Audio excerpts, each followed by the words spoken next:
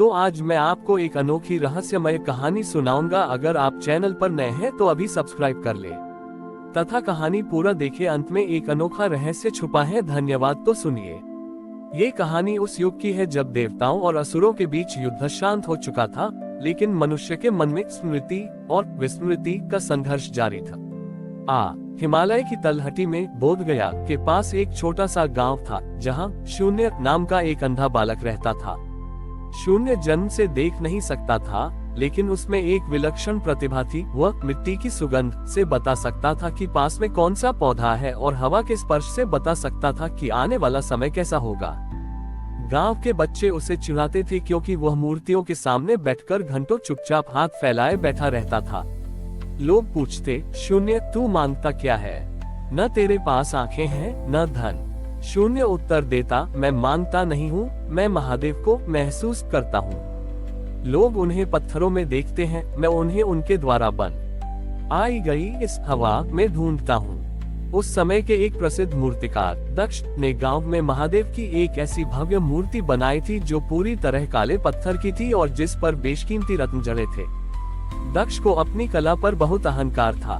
उसने घोषणा की कि जिस दिन इस मूर्ति की प्रतिष्ठा होगी, महादेव साक्षात इसमें निवास करेंगे। लेकिन प्रतिष्ठा के दिन एक विचित्र घटना घटी।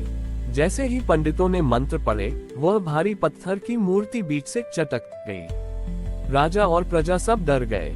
दक्ष को लगा कि किसी ने उसकी कला का अपमान किया है।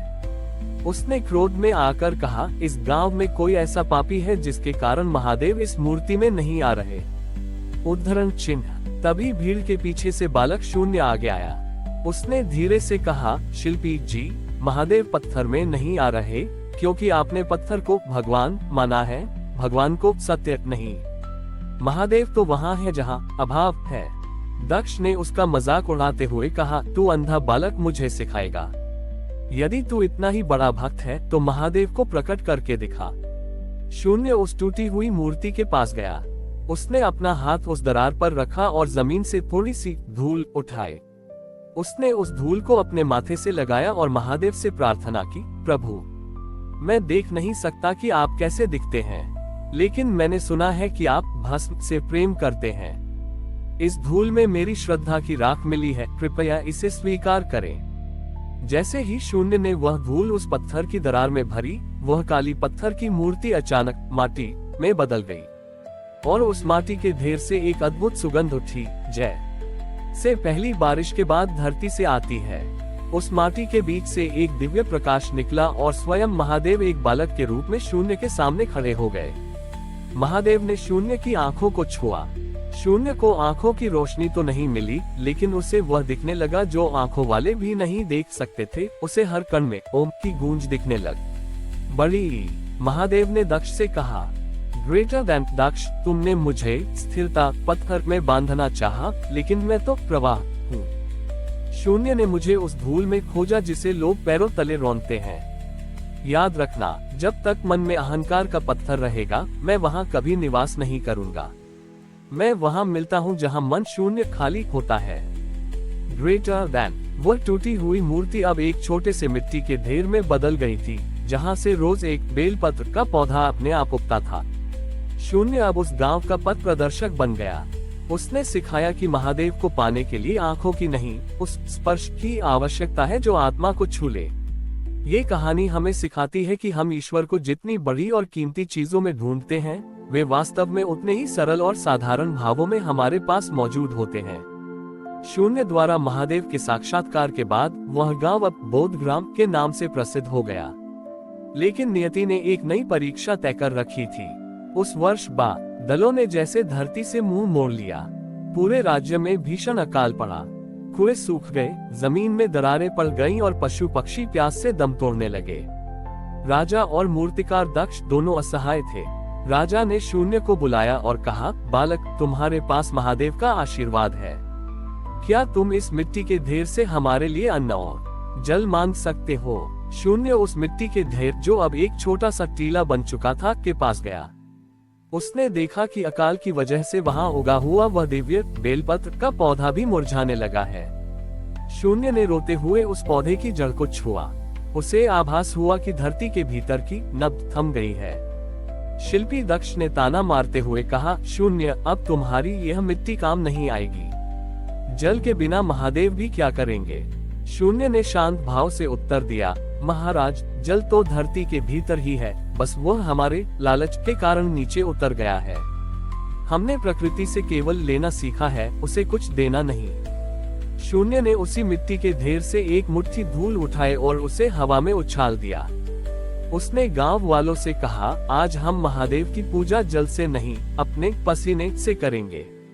उठो और इस सूखे टीले के चारों ओर एक गहरा गड्ढा खोदो। लोग थक चुके थे, पर शून्य के विश्वास के आगे वे झुक गए। भूखे प्यासे लोगों ने मिट्टी खोदना शुरू किया। जैसे जैसे वे गड्ढा खोदते, शून्य वहां की मिट्टी को अपने माथे पर लगाता और गाता, हर हर महादेव, जल जल महादेव। उद्धरण चिन्ह। मूर्तिकार दक्ष ने देखा कि मिट्टी खोदते समय जो धूल उड़ रही थी वह साधारण नहीं थी।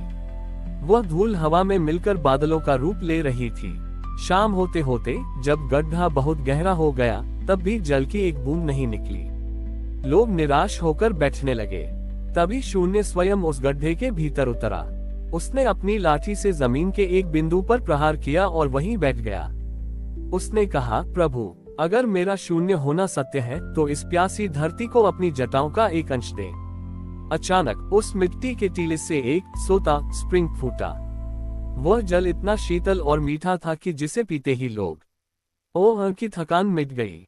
देखते ही देखते वह गहरा गड्ढा एक विशाल सरोवर में बदल गया। लेकिन चमत्कार यही नहीं रुका। उस सरोवर के जल ने जैसे ही खेतों को छुआ, मुरझाई हुई फसलें रातों रात हरी भरी हो गईं। शिल्पी दक्ष ये देखकर स्तब्ध रह गया। उसने देखा कि शून्य अभी भी उस जल के भीतर बैठा था, लेकिन वह डूब नहीं रहा था। पानी की सतह पर वह ऐसे बैठा था जैसे कोई कमल का फूल हो। महादेव की वाणी गूंजी, ग्रेटर देन शून्य, तुमने मिट्टी को पसीने से सींचा, इसलिए मैंने पाताल को आकाश से जोड़ दिया। ये सरोवर कभी नहीं सूखेगा, क्योंकि इसे परिश्रम और प्रार्थना के संगम से बनाया गया है। ग्रेटर देन, वह सरोवर आज भी शून्य सागर के नाम से जाना जाता है। राजा ने अपनी सारी संपत्ति उस सरोवर के रखरखाव में लगा दी। दक्ष ने पत्थर की मूर्तियां बनाना छोड़ दिया और वह अब लोगों के रहने के लिए मिट्टी के सुंदर और मजबूत घर बनाने लगा। शून्य ने सिखाया कि महादेव से मांगना नहीं पड़ता। यदि हम उनके बनाए संसार के लिए खुद को मिटाने, शून्य करने को तैयार हैं, तो वे मरुस्थल में भी गंगा बहा देते हैं। हमारी और भी आध्यात्मिक एवं अनोखी कहानियां देखने के लिए हमारे चैनल पर जाएं तथा धार्मिक एवं पौराणिक अनोखी कहानियां हमारे चैनल पर है। कृपया जाके देखें तथा हमारे चैनल को सब्सक्राइब करके रखें और वीडियो लाइक जरूर करें। धन्यवाद।